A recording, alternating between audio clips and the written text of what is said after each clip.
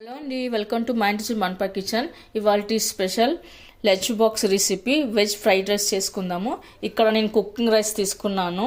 ముందుగానే రైస్ ఉడకబెట్టుకొని చల్లార్చి పెట్టుకున్నాను.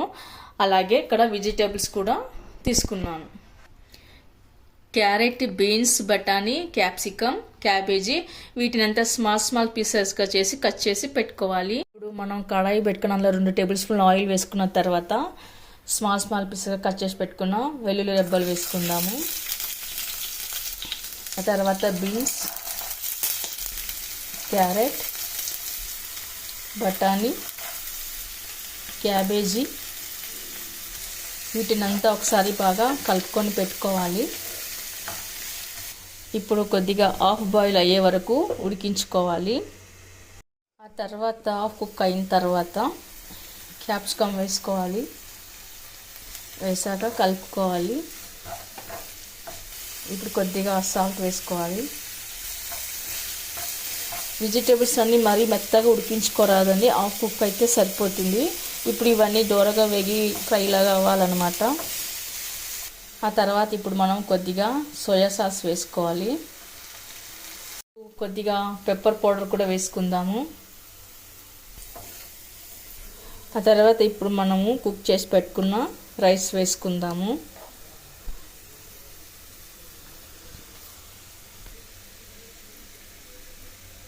ఇప్పుడు రైస్ని అంతా బాగా కలుపుకొని పెట్టుకోవాలి. అంతా కలిపి పెట్టుకున్న తర్వాత మరొకసారి మిరియాల పొడి వేసుకోవాలి. కొద్దిగా సాల్ట్ ఒకసారి కలుపుకొని పెట్టుకోవాలి. మీరు బాగా కారం కావాలనుకునే వాళ్ళు గ్రీన్ చిల్లీ కూడా వేసుకోవచ్చు.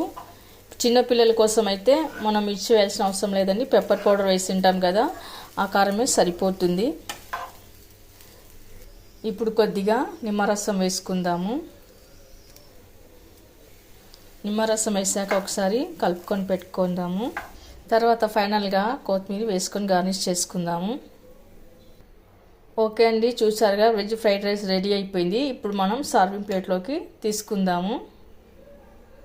ఓకే అండి, చూసారుగా ఇది మార్నింగ్ బ్రేక్ఫాస్ట్లోకి లంచ్ బాక్స్లోకి చాలా బాగుంటుంది. చాలా సింపుల్ అండ్ టేస్ట్గా అండి, చాలా ఈజీగా కూడా చేసేయచ్చు. మీరు కూడా ఒకసారి ట్రై చేయండి. మీకు ఎలా కుదిరిందో కామెంట్స్లో పెట్టండి, లైక్ చేయండి, షేర్ చేయండి. తప్పకుండా మన ఛానల్ని సబ్స్క్రైబ్ చేయండి. Thank you for watching.